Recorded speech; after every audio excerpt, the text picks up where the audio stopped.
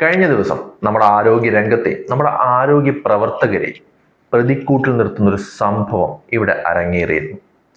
വിളപ്പിൽശാലയിലെ ഒരു community health സെന്ററിൽ 37 വയസ്സുകാരനായ ബിസ്മീർ എന്ന യുവാവ് ചികിത്സ കിട്ടാതെ മരണപ്പെട്ടു എന്ന സംഭവം. അതിങ്ങനെയാണ്. രാത്രി 1:28 ബിസ്മീറിനെ അസുഖം കൂടി ഭാര്യ കമ്മ്യൂണിറ്റി ഹെൽത്ത് സെന്ററിലേക്ക് കൊണ്ടുവരുന്നു. അവിടെ നിന്ന് കൃത്യമായി ചികിത്സ ലഭിക്കാതെ അരമണിക്കൂറോളം വൈകി ആംബുലൻസിൽ കയറ്റി മെഡിക്കൽ കോളേജിലേക്ക് വിട്ടു എന്നാണ് ആരോപണം. ആലോചിക്കണം, കൃത്യമായ ചികിത്സ നൽകിയിട്ടില്ല. ബിസ്മീറും ഭാര്യയും എത്തുമ്പോൾ ആശുപത്രി അടച്ചിട്ടിരുന്നു. ആ മനുഷ്യൻ ഒരുപാട് നേരം പുറത്ത് ആ വേദന സഹിച്ച് നിന്നു എന്നൊക്കെയാണ് പുറത്തു വന്ന ആരോപണങ്ങൾ. ഇതിനൊപ്പം തന്നെ CPR പോലും നൽകാതെയാണ് മെഡിക്കൽ കോളേജിലേക്ക് വിട്ടു എന്നാണ് വാർത്തകൾ വന്നത്.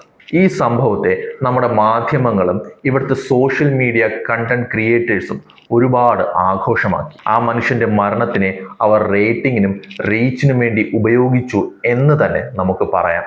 പക്ഷേ എന്താണ് യാഥാർത്ഥ്യം? മാധ്യമങ്ങളിൽ വന്ന CCTV വിഷ്വൽസ് എന്ന് പറയുന്നത് ടൈം കോഡ് ക്രോപ്പ് ചെയ്തവയാണ്. പിന്നീട് ആശുപത്രി അധികൃതർ തന്നെ ടൈം കോഡ് ക്രോപ്പ് ചെയ്യാത്ത വിഷ്വൽസ് പുറത്തു വിട്ടതോടെയാണ് സത്യം പുറം ലോകം അറിയുന്നത്.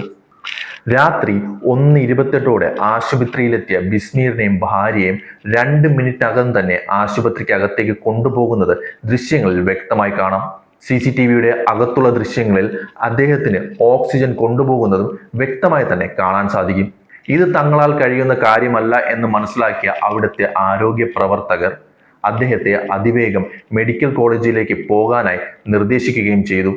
1:30 അതായത് അദ്ദേഹം ആശുപത്രിയിലെത്തി 10 മിനിറ്റിനകം തന്നെ ആംബുലൻസിൽ കയറ്റുന്ന വിഷ്വൽസും പുറത്തു വന്നിട്ടുണ്ട്.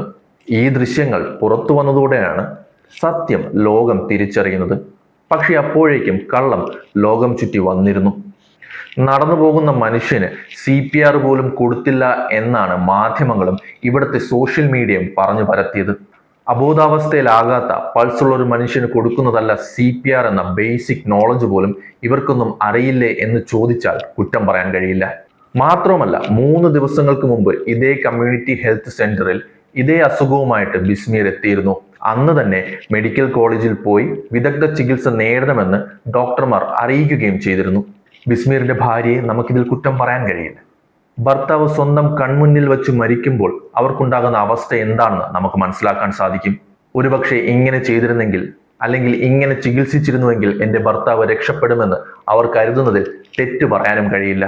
എന്നാൽ ഇവിടുത്തെ മാധ്യമങ്ങളും സോഷ്യൽ മീഡിയയും ഉത്തരവാദിത്തമില്ലാതെ പ്രവർത്തിച്ച് നമ്മുടെ ആരോഗ്യ രംഗത്തെയും ആരോഗ്യ പ്രവർത്തകരെയും താറടിക്കാനാണ് ശ്രമിച്ചത്. കേരളത്തിലെ ആരോഗ്യ രംഗത്ത് പ്രശ്നങ്ങളൊന്നുമില്ലെന്ന് ആരും പറയുന്നില്ല. പ്രശ്നങ്ങളുണ്ട്, അത് പരിഹരിക്കപ്പെടുക തന്നെ വേണം. അതിനായി വിമർശനങ്ങൾ ഉന്നയിച്ചാൽ അത് തെറ്റു പറയാനും നമുക്ക് സാധിക്കത്തില്ല. പക്ഷെ നമ്മുടെ ഈ രാജ്യത്ത് ഒരു സാധാരണക്കാരന് മികച്ച ചികിത്സ നൽകാൻ കഴിയുന്ന സർക്കാർ ആശുപത്രികളുള്ളത് കേരളത്തിലാണ് എന്നത് ഒരു ഫാക്റ്റാണ്. അതുകൊണ്ട് തന്നെയാണ് വർഷങ്ങളായി ആരോഗ്യത്തിന്റെ കാര്യത്തിൽ കേരളം എന്നും ഒന്നാമതെത്തുന്നത്. സംഘടിതമായ ഇത്തരം വ്യാജ വാർത്തകൾ തകർക്കുന്നത് നമ്മുടെ ആരോഗ്യ രംഗങ്ങൾ നേടിയ നേട്ടങ്ങളെയാണ്. നമുക്ക് വേണ്ടി രാപ്പകലില്ലാതെ പ്രവർത്തിക്കുന്ന ആരോഗ്യ പ്രവർത്തകരെയാണ്. വിമർശനങ്ങൾ നല്ലതാണ്, പക്ഷെ അത് അധിക്ഷേപങ്ങളും വ്യാജ വാർത്തകളുമായി മാറരുത് എന്ന് ശ്രദ്ധിക്കേണ്ടത് മാധ്യമങ്ങളുടെ കൂടെ കടമയാണ്.